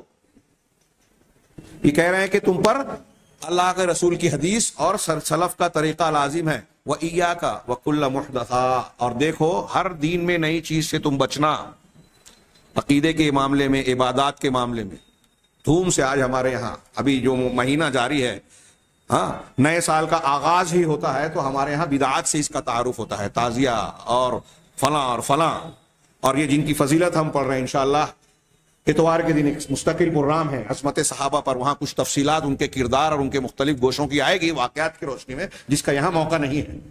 تو جن صحابہ کرام کی عظمت کو جاننا چاہیے، اس لیے کہ یہ صحابہ کرام پوری امت کے لیے پہلے قرآن کے راوی ہیں، پہلے حدیث کے راوی ہیں، اللہ کے رسول صلی اللہ علیہ وسلم کی تربیت کے نمائندہ ہیں، اللہ کی طرف سے اپنے رسول کی دعوت کے لیے، سنگت اور ساتھ کے لیے چنے ہوئے لوگ ہیں۔ رافضیت اور اسلام دشمن طاقتوں نے ایسی چال چلی، فریب کیا کہ یہ مسلمان سال کے آغاز میں جب ان کی قربانیوں کو یاد کرنا چاہیے ہجرت اور سبقت ایمانی کے حوالے سے، وہاں کربلا کے جھوٹے واقعات اور اس کے بنائے ہوئے افسانے، بنے ہوئے افسانوں کی بنیاد پر ان صحابہ کرام کو جو ہے ہدف طعن و تشنیع بناتے ہیں، ان کی شخصیات کو، کردار کو مجروح کرتے ہیں، جن کے دین کو اللہ اور رسول نے ہمارے لیے معیار قرار دیا۔ یزید کو برا بھلا کہا جائے گا، یزید بیٹے تھے حضرت امیر معاویہ کے راستے سے پھر کہا جائے گا حضرت عثمان غنی اور عمر فاروق کو، اس لیے کہ عمر فاروق نے ان کو متعین کیا تھا شام کی عمارت پر۔ پھر ان کے ماننے والے جتنے ہیں، ان پر بیعت کرنے والے جتنے سارے صحابہ کرام مجروح ہو گئے، اور ہمارے ہاں کچھ اہل سنت کی طرف نسبت رکھنے والے بعض جھوٹے جاہل قسم کے علامہ اس کو ہوا دیتے ہیں غیر ضروری مسائل کے سلسلے میں۔ ابھی ہم آگے پڑھیں گے کہ صحابہ کرام سے اگر اجتہادی طور پر، فہم کے طور پر، عملی طور پر، بشری تقاضے سے کوئی خطا ہو بھی گئی تو ان کی یہ خطائیں بوند ہے ان کی نیکیوں کے سمندر کے مقابلے میں، کوئی حیثیت نہیں رکھتی، اور اللہ ان سے راضی ہو گیا ان کی غلطیوں کو جاننے کے باوجود۔ پہلے تو جو تاریخی اعتبار سے روایتیں نقل کی جاتی ہیں وہ قابل تحقیق ہے کہ وہ صحیح ہے یا نہیں، شیعوں نے اور دوسروں نے اسے بن دیا۔ آج اتنے میڈیا اور وسائل اعلام، ذرائع ابلاغ اتنے عام ہیں، لیکن آج کے دنوں میں بھی ہم دیکھتے ہیں کہ ایک واقعہ ہوتا ہے دنیا کے کسی خطے اور حصے میں، ہمارے شہر میں ہوا، اخبارات میں آتا ہے، کچھ اور انداز میں اس کو بیان کیا جاتا ہے۔ تو تاریخ کے صدیوں پہلے کے واقعات میں کتنی گڑبڑ ہو سکتی ہے، کتنی جھوٹی روایتیں شامل ہو سکتی ہیں۔ بہرحال بات پھیل رہی ہے۔ حضرت امام ابو حنیفہ رحمہ اللہ کے تعلق سے میں یہ بیان کرنا چاہتا ہوں کہ موجودہ احناف جو تصوف کو مانتے ہیں، جو اشعریت ماتوریدیت کو مانتے ہیں، وہ حضرت امام ابو حنیفہ رحمہ اللہ کے خلاف ہیں، مخالف ہیں، ان کا رد کرتے ہیں، اور امام حنیفہ ان چیزوں کا رد کرتے تھے جو تصوف سے اور اشعریت و ماتوریدیت سے جڑی ہوئی ہے۔ اچھی طرح دماغ میں بٹھائی، اور یہ عجیب پہیلی ہے، لوگ سمجھنے کے لیے تیار ہی نہیں ہے۔ ہاں، اللہ کے رسول یہ کہتے ہیں حضرت امام حنیفہ، وَإِيَّاكَ وَكُلَّ مُحْدَثَةٍ، اور تم ہر بدعت سے، ہر نئی چیز سے، یہاں محدثہ ہے دین کی نئی چیز سے تم بچنا، فَإِنَّهَا بِدْعَةٌ، اس لیے کہ ہر نئی چیز بدعت ہے۔ امام حروی نے ضم الکلام و اہلہ کتاب میں اس قول کو نقل کیا ہے۔ ہاں، امام شافعی کا یہاں قول ہے جو ہم نے گزشتہ ہفتہ سنا تھا۔ امام شاطبی کہتے ہیں الحذر الحذر، دیکھو بچو، ہوشیار رہو، کس سے؟ من مخالفت الاولین، اولین لوگوں سے، صحابہ اور تابعین کی مخالفت سے تم بچنا، ان کی مخالفت نہیں کرنا۔ فلو کان ثم فضل ما، اگر دنیا میں کہیں کوئی فضیلت کی چیز ہوتی تو لکان الاولون احق بہ، تو اولین یعنی صحابہ کرام اس کے سب سے زیادہ حقدار ہوتے۔ اگر تعزیے میں کوئی اچھائی ہوتی، 15 شعبان کو جاگنے میں کوئی فضیلت ہوتی، شب معراج کی کوئی خاص فضیلت ہوتی، جتنی بدعات آج ہیں ان سب کو آپ دیکھ لیجئے۔ ہاں، اور میں یہ عرض کرنا چاہتا ہوں دنیا میں جتنی روئے زمین پر بدعت ہے، آپ یہ قاعدہ جو ہم پڑھ رہے ہیں، صحابہ، تابعین، تبع تابعین، یہ معیار حق ہے۔ جو ان 3 زمانوں میں جو چیز نہیں پائی جا گئی ہے وہ دین میں نئی چیز ہے، وہ بدعت ہے، اس کو چھوڑ دیجئے آنکھ بند کر کے۔ یہ اللہ کے رسول صلی اللہ علیہ وسلم نے ہم کو ایک ترازو دیا ہے، معیار دیا ہے، اس پر تول لیجئے۔ حضرت امام مالک کہتے تھے کہ اللہ کے رسول صلی اللہ علیہ وسلم کے زمانے میں اور صحابہ کے زمانے میں جو چیز دین نہیں تھا، جو چیز دین نہیں تھی آج بھی نہیں ہے، اس زمانے میں جو دین تھا آج بھی وہی دین ہے۔ اللہ کے رسول صلی اللہ علیہ وسلم نے دین کو، اللہ تعالیٰ نے دین کو کامل کر دیا، الیوم اکملت لکم دینکم والی آیت پڑھی حضرت امام مالک نے، اور اس کے بعد کہا کہ اگر کوئی شخص اب ایسا سمجھتا ہے کہ یہ اچھی چیز ہے جبکہ وہ اللہ کے رسول سے، قرآن سے، حدیث سے اور صحابہ سے ثابت نہیں ہے، اور اس کو اچھا سمجھتا ہے، وہ تعزیہ ہو، اجتماعی ذکر و اذکار ہو، فلاں اور فلاں جس کی فضیلت بیان کی جا رہی ہو، کوئی بھی چیز ہو، اگر وہ اسے اچھا سمجھ رہا ہے تو وہ اللہ کے رسول صلی اللہ علیہ وسلم پر الزام تراشی کر رہا ہے، آپ کے اوپر یہ الزام لگا رہا ہے کہ آپ نے دین کو پہنچانے میں خیانت کی۔ اللہ کے رسول نے پورا دین نہیں پہنچایا تھا، بعد کے لوگوں نے اس کو بتایا اور اب وہ اختیار کیا ہے۔ ظاہر سی بات ہے کہ یہ کسی طریقے سے صحیح ہو ہی نہیں سکتا۔ امام شاطبی کا یہ قول بڑا شاندار ہے کہ اللہ کے رسول صلی اللہ علیہ وسلم کے صحابہ اور تابعین، جو صحابہ کے تابعین جو طریقہ اختیار کرتے تھے اس کو تم لازم پکڑنا، ان کی مخالفت سے بچتے رہنا، اگر کوئی نیکی، اچھائی، بھلائی، فضیلت کی بات ہوتی تو وہ اسے ضرور اختیار کرتے، ہم سے سبقت کرتے۔ بقیہ بن ولید امام اوزاعی امام شام کہلاتے ہیں، جیسے امام حنیفہ امام شافعی کی تقلید ہوتی ہے، ابتدائی دور میں جب تقلید کچھ علاقوں میں رواج پایا کہ ہمارے بڑے عالم یہ ہیں، ان کی باتوں کو ہم مانیں گے، ان کے فتووں کی طرف رجوع کریں گے، اس طرح تشدد نہیں تھا جیسے بعد میں تقلید کی گئی، تو شام کے لوگ امام اوزاعی کی طرف رجوع کیا کرتے تھے۔ امام اوزاعی کا قول انہوں نے نقل کیا ان کے شاگرد بقیہ بن ولید نے، وہ کہتے ہیں کہ قال علی الاوزاعی، امام اوزاعی نے مجھ سے کہا، یا بقیہ، اے بقیہ، لا تذکر احدا من اصحاب نبیک الا بخیر، اپنے نبی کے صحابہ میں سے کسی کا بھی ذکر خیر کے علاوہ کسی اور چیز کے ساتھ مت کرو۔ خلافت و ملوکیت کی رودات بیان کرنی ہو یا کربلا اور جنگ جمل اور صفین کا معاملہ بیان کرنا ہو، ہر اعتبار میں امام اوزاعی کہہ رہے ہیں کہ صحابہ کا تذکرہ خیر کے علاوہ نہ کرے۔ جو صحابہ کا تذکرہ کسی غلط بات کے ساتھ کرتا ہے، ان پر کوئی الزام تراشی کرتا ہے، ان کی شان میں کوئی گستاخی کرتا ہے، وہ اہل سنت کے طریقے سے ہٹا ہوا ہے، قرآن حدیث کے حکم کا مخالف ہے، وہ کتنا بڑا بھی نام ہو، کسی جماعت کا بانی اور امام کیوں نہ ہو، صحابہ کو مجروح کرنے والا اہل سنت والجماعت کے متفقہ طریقے سے ہٹا ہوا ہے، اور وہ اہل سنت والجماعت میں سے نہیں ہے، وہ بدعتی ہے، اہل سنت کے اصول سے ہٹا ہوا ہے، اور کسی کو پہچاننے کے لیے یہ اصول سامنے رکھنا چاہیے۔ میں بھی آگے اسی درس میں بیان کرنا چاہتا ہوں، آگے آئے گا۔ امام اوزاعی کہہ رہے ہیں کہ اپنے نبی کے اصحاب کا ذکر خیر کے علاوہ کسی چیز سے نہ کرو، اے بقیہ۔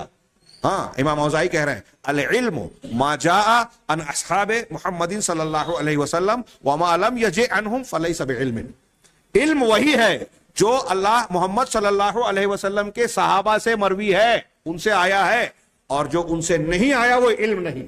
دین کے علم کی بات ہو رہی ہے، سائنس، ٹیکنالوجی، جغرافیہ کی تحقیقات کی بات نہیں۔ علم وہی ہے جو صحابہ سے آیا ہے، اور جو صحابہ کرام سے مروی نہیں ہے وہ علم نہیں ہے۔ اب حافظ ابن حجر عسقلانی کہتے ہیں کہ السعید من تمسک بما کان علیہ السلف واجتنب ما احدثہ الخلف، سعید، نیک بخت، خوش قسمت وہ شخص ہے جس نے اس چیز کو عقیدے اور عمل میں، دین میں اس چیز کو پکڑ لیا مضبوطی سے جس پر سلف تھے، اور اس چیز سے اپنے آپ کو بچا لیا جس پر خلف ہے۔ یہ چند اقوال میں نے پیش کیے، لیکن ان اقوال کی بنیاد کا کیا ہے؟ یہاں حضرت امام احمد بن حنبل رحمہ اللہ کا ایک قول بھی پیش کرنا بہت ضروری میں سمجھتا ہوں۔ امام احمد بن حنبل رحمہ اللہ کہتے ہیں کہ اصول السنت عندنا التمسک بما کان علیہ اصحاب رسول اللہ صلی اللہ علیہ وسلم، ہمارے نزدیک سنت کی بنیادیں ہیں، بنیاد یہ ہے، سنت کی بنیاد کیا ہے؟ مضبوطی سے پکڑ لینا اس چیز کو جس پر رسول اللہ صلی اللہ علیہ وسلم کے اصحاب تھے۔ ایک جملہ، ایک کتاب ہے یہ امام احمد بن حنبل کی۔ ہمارے نزدیک یہ سنت ہے کہ جو صحابہ کرام رضوان اللہ علیہم اجمعین جس چیز پر تھے اس کو مضبوطی سے پکڑ لینا، تھام لینا۔ یہاں میں امام بربہاری شرح السنہ میں، امام بہاری عقیدے کی کتاب ہے، 4 صدی ہجری کے یہ عالم ہے، بہت بڑے امام ہیں، ان کی یہ کتاب عقیدے کے سلسلے میں بڑی متداول ہے. اس میں کئی جگہ انہوں نے صحابہ کرام کے متعلق بات کی. امام احمد بن حنبل کے اس قول کی تشریح کرتے ہوئے ان کا ایک قول صرف میں نقل کر رہا ہوں آپ کے سامنے. انہوں نے کہا الاساس الذی تبنی علیہ الجماعہ، وہ بنیاد جس پر جماعت کی عمارت کھڑی ہوتی ہے، بنیاد پر عمارت کھڑی ہوتی ہے نا، تو اہل السنہ والجماعہ، یا اللہ کے رسول نے فرمایا کہ 73 فرقے ہوں گے، سب جہنم میں جائیں گے سوائے ایک کے، اور وہ کون ہوگی؟ الجماعہ. تو یہ الجماعہ کون ہے یا کس کو جماعت مسلمین کہا جائے گا؟ تو حضرت امام ابو محمد حسن ابن علی البربہاری اپنی کتاب میں کہتے ہیں کہ الاساس الذی تبنی علیہ الجماعہ، وہ بنیاد جس پر الجماعت کی بنیاد عمارت کھڑی ہوتی ہے، ہم اصحاب محمد صلی اللہ علیہ وسلم رحمہم اللہ، وہ محمد صلی اللہ علیہ وسلم کے صحابہ کرام ہیں تمام کے تمام. وہم، آگے وہ کہتے ہیں وہم اہل السنت والجماعہ، اور وہ یہی اہل سنت والجماعت ہے صحابہ کرام.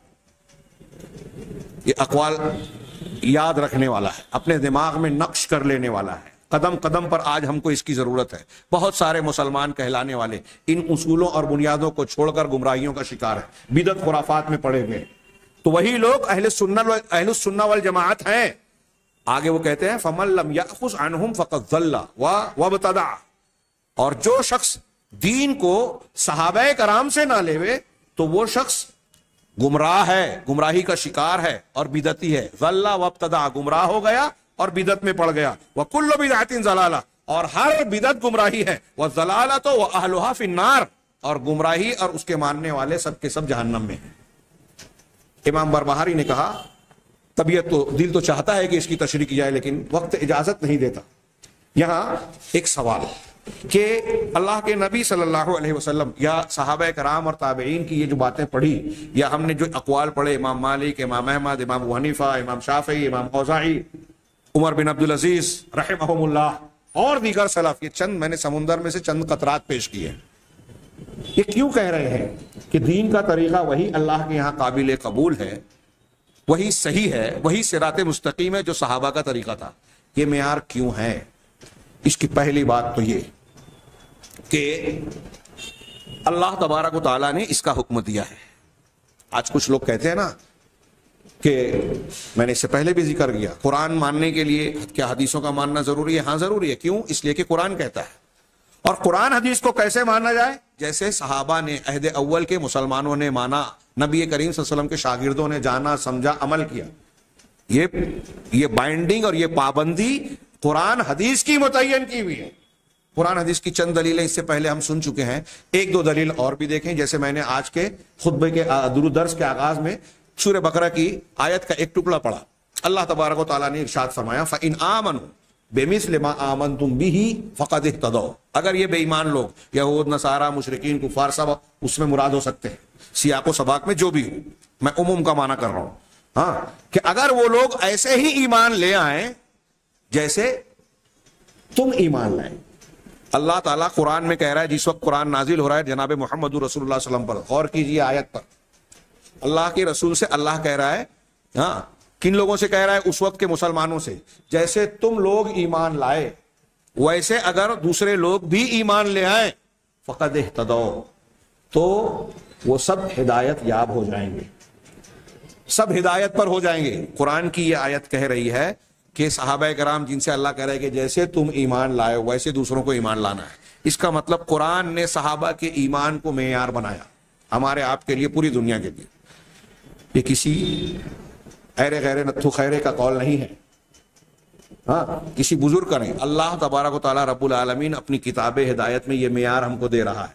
اور یہ کوئی ایک آیت نہیں، پچھلے ہفتہ ہم نے وَمَن يُشَاقِقِ الرَّسُولَ والی آیت پڑھی، وہ آیت بھی پڑھی سورہ توبہ کی آیت نمبر 100 والسابقون الاولون من المہاجرین والانصار والذین کیا ہے والذین اتبعوہم بإحسان رضی اللہ عنہم ورضوا عنہ.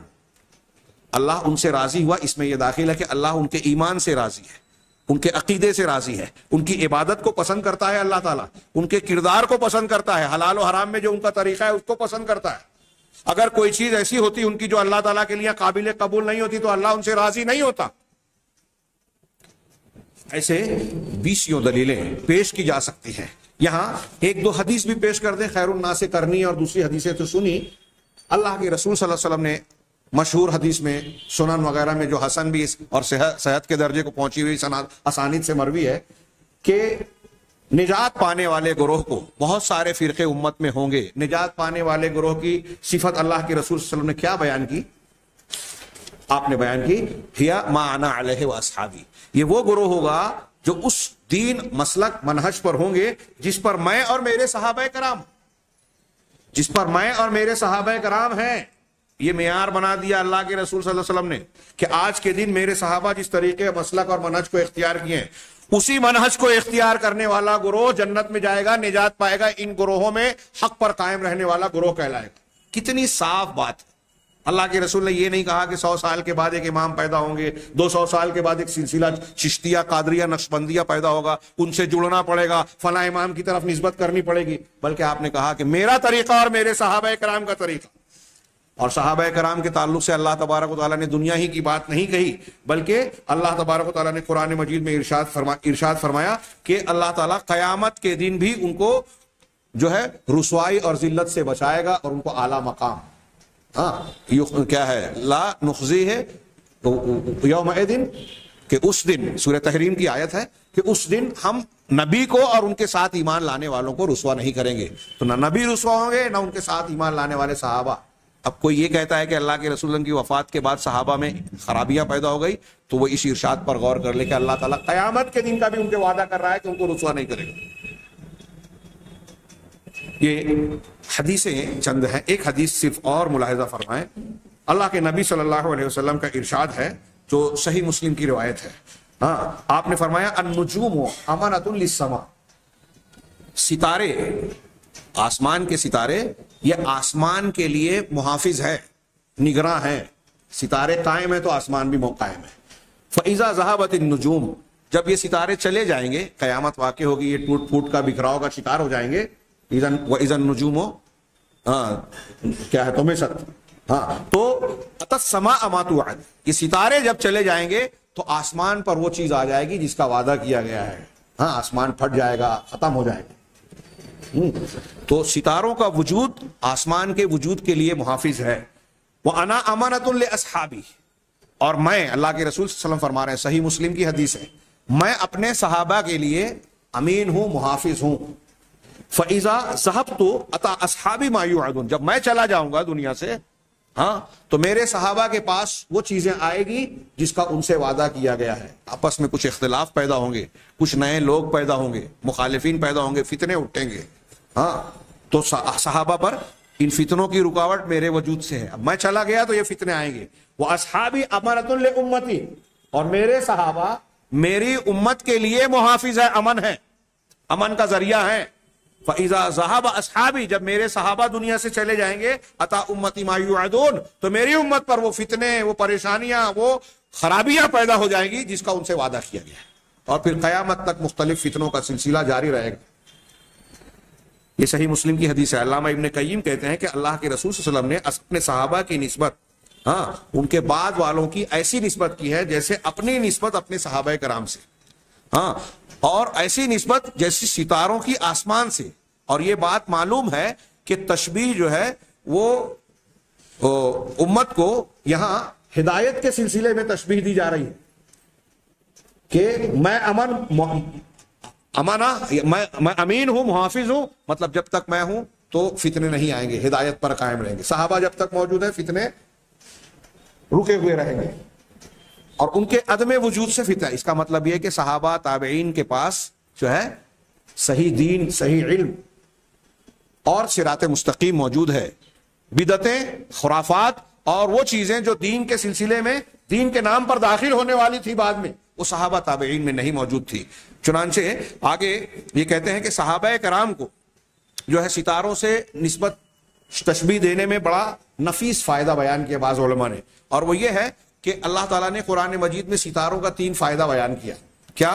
ایک تو یہ کہ انہا زینۃ للسماء، کہ یہ آسمانوں کے لیے زینت کا سامان ہے، خوبصورتی کا باعث ہے، جیسا کہ اللہ نے فرمایا وَلَقَدْ زَيَّنَّا السَّمَاءَ الدُّنْيَا بِمَصَابِيحَ، ہم نے سمائے دنیا کو مصابیح چراغوں کے ذریعے سے، ستاروں کے ذریعے سے مزین کیا، آراستہ کیا۔ ہاں، دوسرا ستاروں کا فائدہ کیا ہے؟ الاہتداء بہا، ان کے ذریعے سے راستہ اختیار کرنا، رہنمائی حاصل کرنا۔ اللہ تعالیٰ نے فرمایا وَبِالنَّجْمِ هُمْ يَهْتَدُونَ، کہ وہ ستاروں کے ذریعے سے راستہ پاتے ہیں، ہدایت پاتے ہیں۔ تیسرا فائدہ ستاروں کا اللہ تعالیٰ نے بتایا انہا رجوم الشیاطین، کہ یہ شیاطین کو مارنے کا ذریعہ ہے، رجم کرنے کا ذریعہ ہے، جیسا کہ اللہ عز و جل نے فرمایا وَجَعَلْنَاهَا رُجُومًا لِلشَّيَاطِينِ، کہ ہم نے ان ستاروں کو شیاطین کو مار بھگانے کا ذریعہ بنایا۔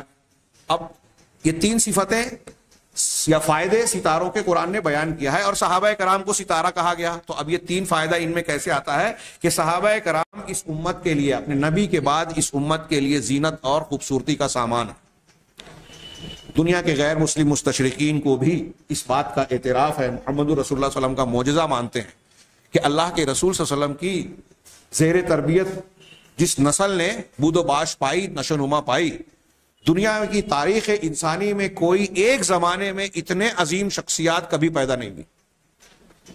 نبی کریم صلی اللہ علیہ وسلم نے صرف 23 سالہ دور نبوت اور تعلیم کے ذریعے دنیا کی سب سے بڑی جاہلیت اور جہالت کو دنیا کی سب سے بڑی تہذیب و تمدن میں بدل دیا۔ ایسا بہترین، صاف ستھرا، پاکیزہ معاشرہ کبھی وجود میں نہیں آیا۔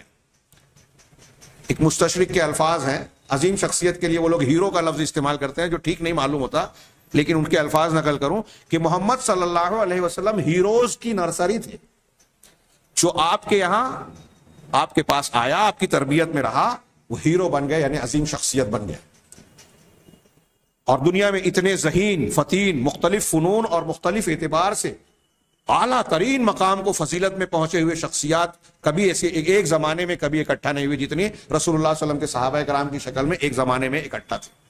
تو یہ اس امت کے لیے زینت کا سامان ہے۔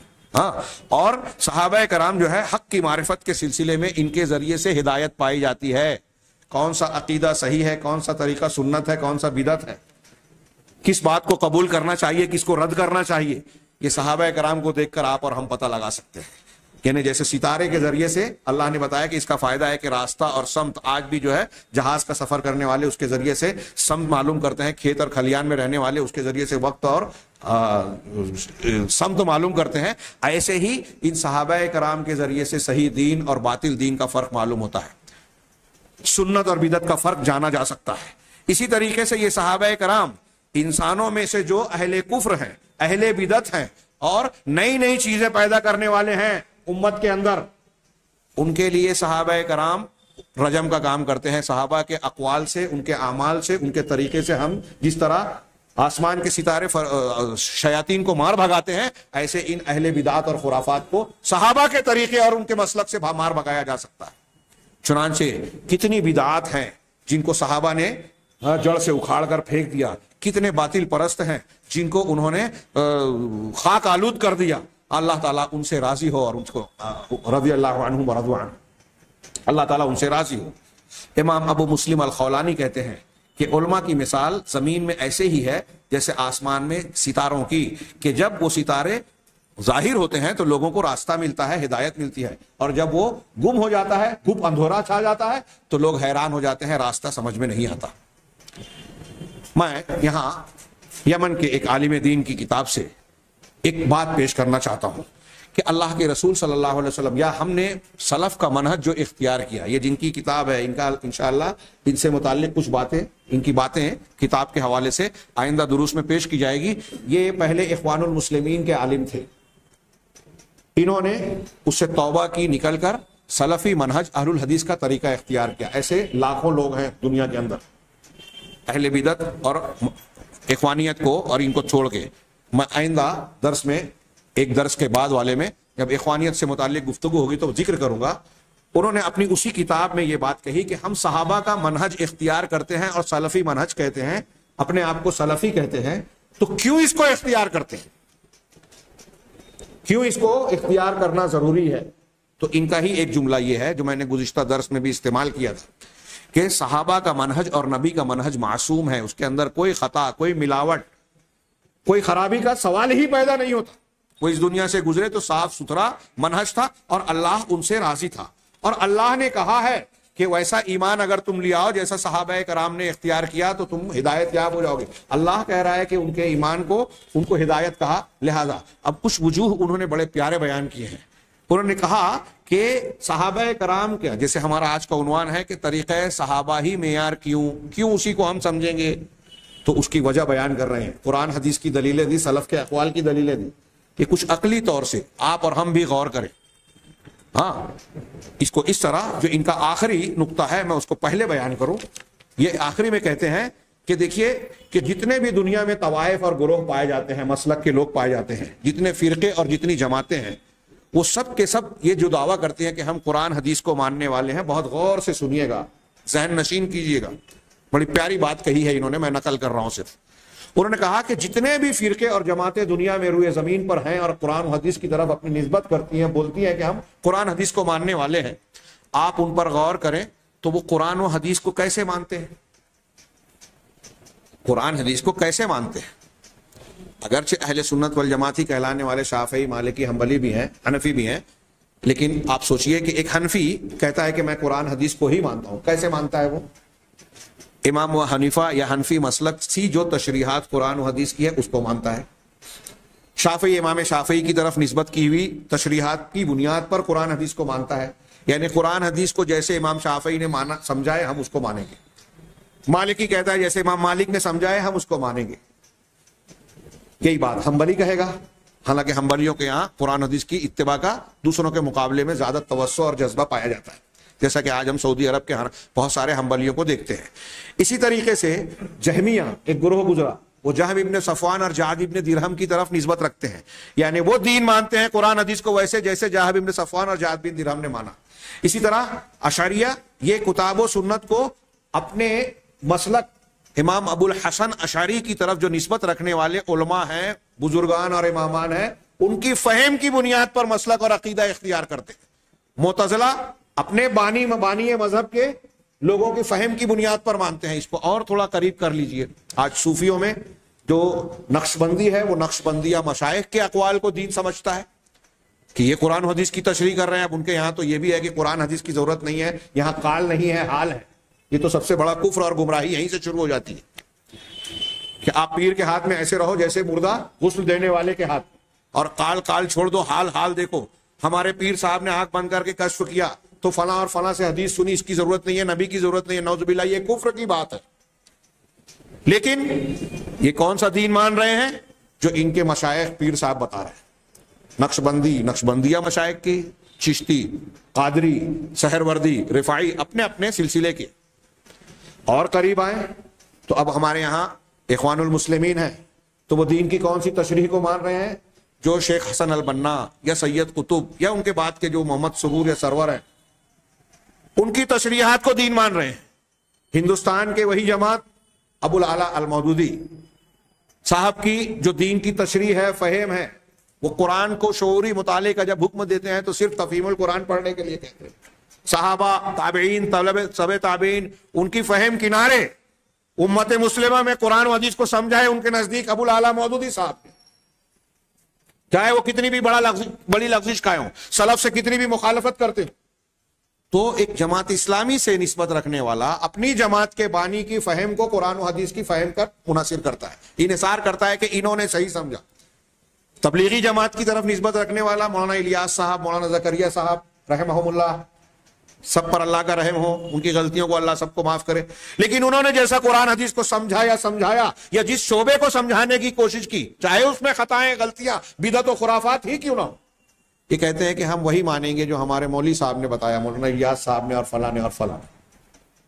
اب آپ غور کیجئے کہ امام ابو حنیفہ، امام شافعی، امام مالک، امام احمد، شیخ عبد القادر جیلانی، نقشبندی، چشتیہ، قادریہ کے مشائخ، مولانا الیاس، مولانا ابو العلا مودودی، حسن البنا، سید قطب، فلاں بزرگ، یہ قرآن حدیث کو زیادہ بہتر سمجھ سکتے ہیں. آپ اپنے دماغ سے پوچھئے. یہاں ایک موٹی سی بات، چھوٹی سی بات، حق کو جاننے، پہچاننے، مسلک کو صحیح جاننے کا ایک دم واضح معیار. آپ خود اپنے دل سے فتویٰ پوچھیں کہ یہ لوگ قرآن حدیث کی تشریح زیادہ صحیح، بہتر، اللہ کے ہاں قابل قبول کریں گے یا صحابہ کرام؟ ہم صحابہ کی فہم کو، قرآن حدیث کے فہم، قرآن حدیث کو سمجھنے کے لیے بنیاد کیوں قرار دے رہے ہیں؟ صحابہ کرام کے عقیدے کو، ان کے ایمان کو معیار کیوں قرار دے رہے ہیں؟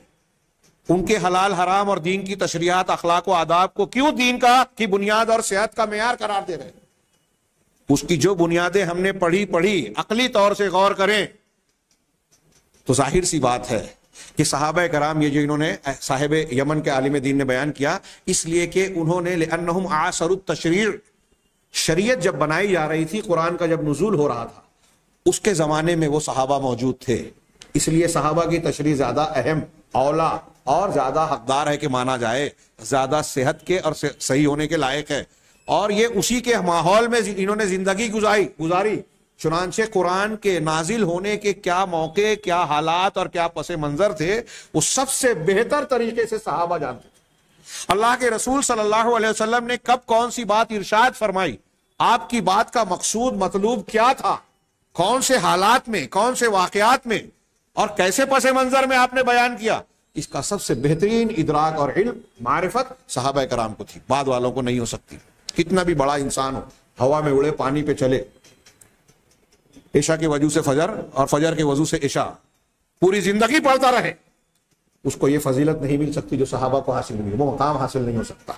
دوسرا، وَلِأَنَّ خطاب الشارع متوجہ الیہم فی الاصل، انہوں نے دوسرا نقطہ بیان کیا کہ صحابہ کی بات کو ہم کیوں ضروری مانتے ہیں، معیار مانتے ہیں، اس لیے کہ شارع کا خطاب، اللہ تعالیٰ نے جب قرآن نازل کیا، رسول اللہ صلی اللہ علیہ وسلم کا کام تھا کہ قرآن کی تشریح کریں، تفسیر کریں، سمجھائیں، قولی عملی ہر اعتبار سے، تو قرآن کا رخ اور نبی کریم صلی اللہ علیہ وسلم کی توجہ، روح سخن سب سے پہلے اصل میں صحابہ کرام سے ہی تھا، صحابہ سے ہی خطاب کر کے اللہ نے بیان کیا، فَإِنْ آمَنُوا بِمِثْلِ مَا آمَنْتُمْ بِهِ، جہاں جہاں المومنین کہا اللہ تعالیٰ نے، اللہ کے رسول نے پہلے، سب سے پہلے صحابہ اس کے مراد تھے اور انہی کی طرف خطاب تھا۔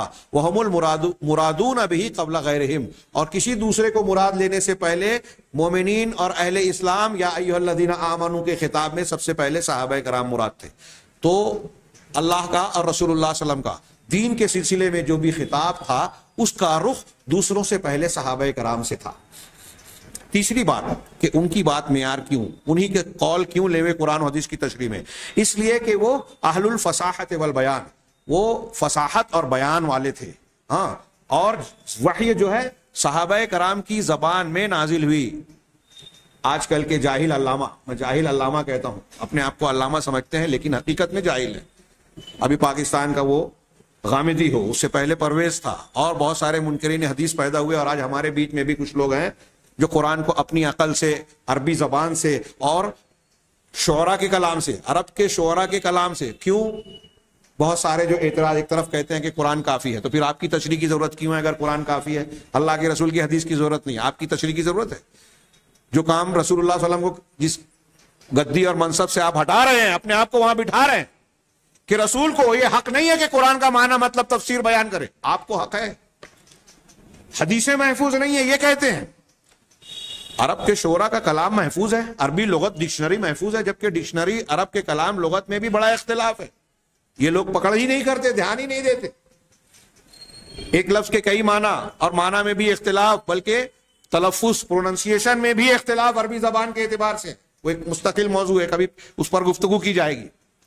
صحابہ کرام فصاحت و بیان میں سب سے اعلیٰ تھے۔ یہ آج جو لوگ بولتے ہیں کہ عربی کا معنی یہ ہوتا ہے اور اس کی گہرائی میں یہ معنی، اس میں نقطہ، فلسفہ، گہرائی اور باریکی پیش کر کے اپنے الٹے سیدھے کو دین کے اختیار کردہ معنی اور اصولوں کو ثابت کرنے کی جو اہل بدعت کوشش کرتے ہیں، انہیں معلوم ہونا چاہیے کہ صحابہ کرام سے بہتر عربی کسی کی نہیں تھی۔ میں اکثر یہ بات کہا کرتا ہوں کہ آج ہم اور آپ قرآن پڑھتے ہیں، تفسیر کے لمبے لمبے صفحات پڑھ لیتے ہیں، قرآن کی ایک آیت کی تفسیر میں ہم 10 20 صفحہ پڑھ لیتے ہیں، لیکن ہمیں قرآن کی وہ گہرائی، بلاغت، علمیت، اس کے اعجاز کے مختلف پہلو ہمارے سامنے دماغ میں کھلتے نہیں۔ لیکن ہم اللہ کے نبی صلی اللہ علیہ وسلم کے زمانے کے ایسے سینکڑوں واقعات پڑھتے ہیں، جانتے ہیں، تاریخ میں محفوظ ہے صحیح سندوں کے ساتھ، کہ اس زمانے کا ایک آدمی قرآن کا ایک ٹکڑا سنتا تھا، ایک آیت کا ٹکڑا، ایک سورت، چند آیتیں سنتا تھا اور فوراً برملا کہتا تھا ما ھذا قول البشر، یہ انسان کا کلام ہو ہی نہیں سکتا۔ کتنی زبان، ان کو قرآن کتنا سمجھتا تھا، جاہلی ہیں. ہاں ایک دیہاتی جو ہے سجدے میں گر پڑا قرآن کی ایک آیت کا ٹکڑا سن کے. فاصدع بما تؤمر تفسیری روایات میں ہے کہ دیہاتی سجدے میں گر پڑا. لوگوں نے پوچھا لما سجدتا؟ کہا سجدت لفصاحتہ، اس کلام کی فصاحت کو میں نے سجدہ کیا. انا اعطیناک الکوثر بڑا مشہور واقعہ ہے، کسی نے کعبے کی دیوار پر مکی زمانے میں لکھ دیا تھا، سب سے چھوٹی سورہ قرآن کی، انا اعطیناک الکوثر فصل لربک وانحر ان شانئک هو الابتر. عرب کا ایک ماہر زبان دان جو شعراء کے کلام کو جج کیا کرتا تھا سوکھے اوکاز میں کہ کون سا قصیدہ سب سے اچھا ہے، ہمارے آج کے جیسے جج ہوتے ہیں نا مارکس دینے والے، ویسے تو کلام کا کتنا گہرا ادراک رکھنے والا شخص رہا ہوگا وہ. اس نے بار بار پڑھا انا اعطیناک الکوثر، آگے اپنے ہاتھ سے لکھ دیا ما ھذا قول البشر، یہ انسان کا کلام نہیں ہے، اسی وزن پہ لکھا. تو فصاحت اور بلاغت میں صحابہ کرام کا جو مقام تھا، بیان کرنے میں جو مقام تھا، اور وحی الہی اللہ تعالیٰ کا کلام جس زبان میں جس معیار کی زبان میں نازل ہوا، وہ صحابہ کرام کے ماحول کی رعایت کرتے ہوئے نازل ہوا. لہذا قرآن کی زبان رسول اللہ صلی اللہ علیہ وسلم کے بیان کو سب سے بہتر طریقے سے، اس کی بلاغت، اس کی باریکیوں کو سمجھنے والے کون ہو سکتے ہیں؟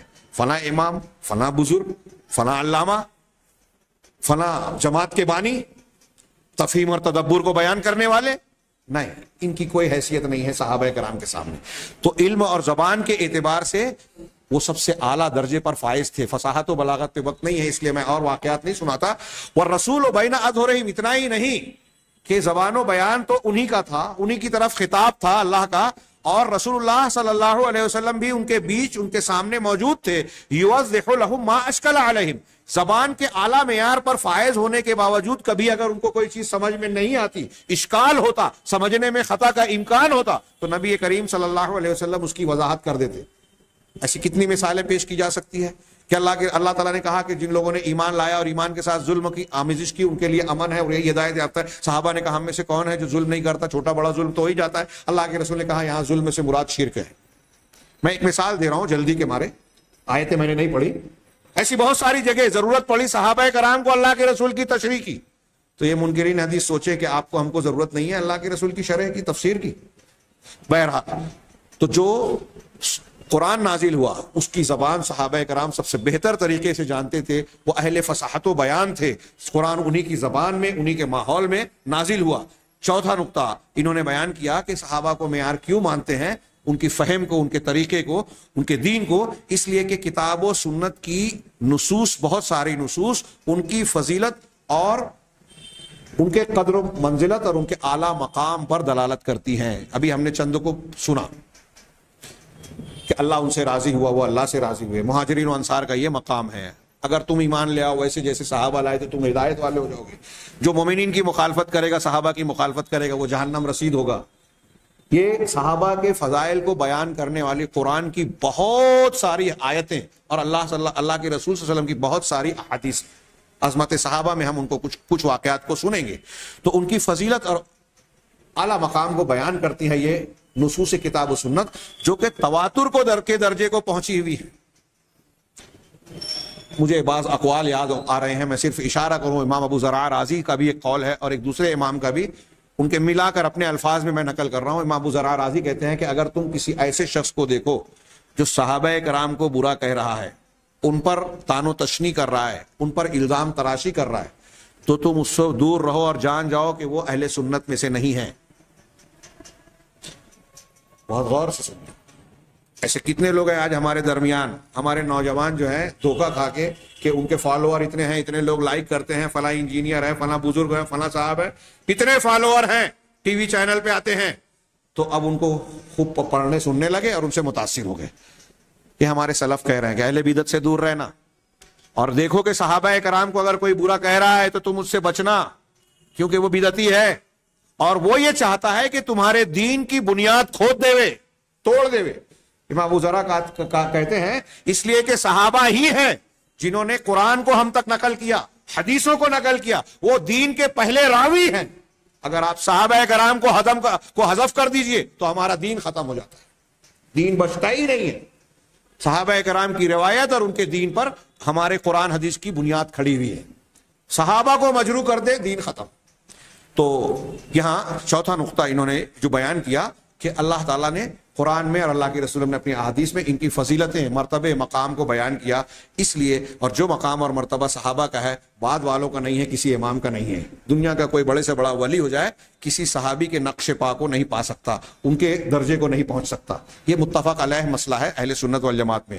ہاں، اس کے بعد والا نقطہ انہوں نے بیان کیا کہ وَلِأَنَّ اللَّهَ سُبْحَانَهُ قَدْ جَعَلَ لَهُمُ الْإِمَامَةَ فِي الدِّينِ لِمَنْ بَعْدَهُمْ.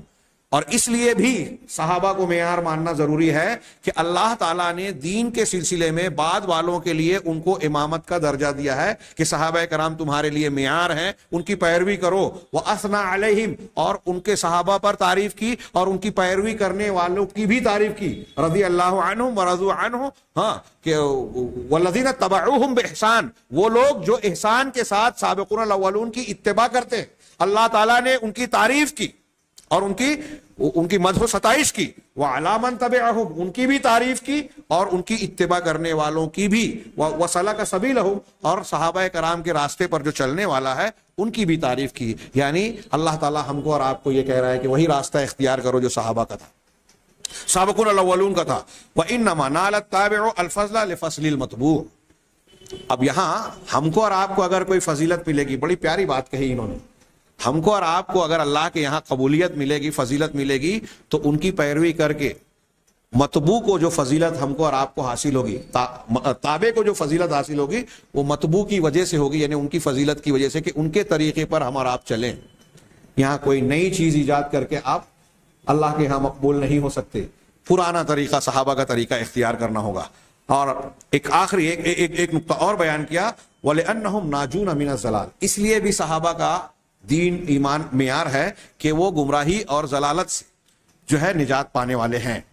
یبعدون عن مواطن الزلل، ہاں، لغزشوں، خطاؤں اور گمراہ ہونے کے جو مواقع ہیں، راستے ہیں، ان سے صحابہ کرام بہت دور تھے، ہلاکت کے میں پڑنے سے بہت دور تھے. رب البریہ نے ان کی عدالت، ان کے عادل ہونے، ان کے ثقہ ہونے کا 7 آسمانوں کے اوپر سے گواہی دی ہے. رضی اللہ عنہم ورضوا عنہ، ذالک لمن خشی ربہ. اسی طریقے سے اس لیے بھی صحابہ کی بات ضروری ہے جو انہوں نے کہا، جو ہم سن چکے ہیں کہ وہ سب سے بہترین زمانے کے لوگ ہیں. اور آخری بات انہوں نے یہی کی، اس لیے بھی کہ جو دنیا میں مختلف جماعتیں، گروہ پائے جاتے ہیں، وہ سب کے سب اپنے بانی کی طرف نسبت کرتے ہیں. اور صحابہ کرام اللہ کے رسول صلی اللہ علیہ وسلم کے براہ راست شاگرد ہیں، اللہ کے پہلے مخاطب ہیں. اور یہ جو نکات بیان کی، اس بنیاد پر صحابہ کرام کی دین کی فہم، ایمان کا اختیار کرنا دوسروں کے مقابلے میں سب سے بہتر، سب سے صحیح اور سب سے زیادہ قابل اعتماد ہے. اس بات کا، ان امور کا حاصل کلام یہ ہے کہ دین اسلام خالص کیا ہے، جو قرآن میں ہے، جو حدیث میں ہے. اور قرآن و حدیث کو جس طریقے سے صحابہ، تابعین، تبع تابعین نے، ان 3 زمانے کے لوگوں نے، جس میں جو اہل سنت والجماعت ہے، جس طریقے سے اختیار کیا، وہی دین ہے. اب ہم ان کی طرف نسبت کرنے کو سلفیت یا سلفی منہج کہہ رہے ہیں. اس کا مطلب یہ ہوا کہ سلفی منہج اور سلفیت وہی ہے جو صحابہ کرام کا طریقہ ہے. انہوں نے جو صحابہ کرام کا طریقہ ہے اور صحابہ کرام نے جو طریقہ اختیار کیا، وہی قرآن و حدیث ہے. تو دین اسلام سے اس کا تعلق کیا ہے کہ جو اسلام ہے وہی سلفی منہج ہے، جو اسلام ہے وہی صحابہ کا طریقہ ہے. اب ہم اور آپ یا سلفی منہج کو اختیار کرنے والے لوگ قرآن، حدیث، صحابہ کے طریقے پہ اختیار جب کرتے ہیں تو اسی بنیاد پر دنیا میں جتنے بھی اہل بدعت ہیں ان سے الگ ہوتے ہیں. عقیدہ ان کا وہی ہے جو صحابہ کا ہے، دوسرے عقائد کو رد کرتے ہیں. طریقہ عبادات وہی ہے، معاملات وہی ہے، دین کے اصول، ضابطے، نئے نئے مسائل جو ہمارے سامنے پیش آتے ہیں، ان مسائل کا حل کرنے کے لیے اہل سنت والجماعت وہی طریقہ اختیار کرتے ہیں، وہی اصول و ضوابط اختیار کرتے ہیں جو صحابہ کرام کا تھا. اس سے معلوم ہوا کہ یہی صراط مستقیم ہے جو صحابہ، تابعین، تبع تابعین کا طریقہ ہے، قرآن و حدیث پر مشتمل. اور اسی کو اللہ تعالیٰ نے کہا وَأَنَّ هَذَا صِرَاطِي مُسْتَقِيمًا فَاتَّبِعُوهُ، یہی میرا سیدھا راستہ ہے، صراط مستقیم ہے، اسی کی اتباع کرو. وَلَا تَتَّبِعُوا السُّبُلَ، اور مختلف راستوں کی اتباع مت کرو. یہ الگ الگ مسلک، الگ الگ اماموں کے نام جو پائے جاتے ہیں، ان راستوں پہ نہ چلو. فتفرق بکم عن سبیلی، ورنہ تم کو اصل راستے سے ہٹا کر، جدا کر کے فرقوں میں بانٹ دیں گے. ذالکم وصاکم، یہ اللہ کی وصیت ہے، اللہ کا حکم ہے، تاکیدی حکم ہے. کیوں؟ تاکہ تم تقوی اختیار کرو، پرہیزگار بن جاؤ اور جہنم سے اور اللہ کی پکڑ سے بچ جاؤ. یہ طریقہ سلف ہے. اب اس طریقہ سلف کو ہم یہ دیکھیں کہ آج کون فالو کر رہا ہے اور کون لوگ اس کی مخالفت کر رہے ہیں. تو اس بنیاد پر اگلے درس میں انشاءاللہ ہم اہل سنت والجماعت یا سلفی منہج کے کچھ بنیادی اصول اور ان کی کچھ خصوصیات پڑھیں گے. اس کے بعد والے ہفتے میں جو ہے اہل سنت کی یا مسلک سلف کی وسطیت اور اعتدال کو اور دوسرے مسلکوں کے انحراف کو انشاءاللہ جانیں گے. اللہ تعالیٰ سے دعا ہے کہ وہ ہمیں صحیح دین کو سمجھنے، جاننے اور اس کے بعد اسے ماننے کی توفیق عطا فرمائے، اسی پر زندہ رکھے، اسی پر موت دے اور اس کے ذریعے سے دنیا اور آخرت کے ہر فتنے اور ہر عذاب سے محفوظ رکھے. اقول قولی ھذا واستغفر اللہ لکم ولسائر المسلمین وصلی اللہ علی نبینا محمد وآخر دعوانا ان الحمد للہ رب العالمین.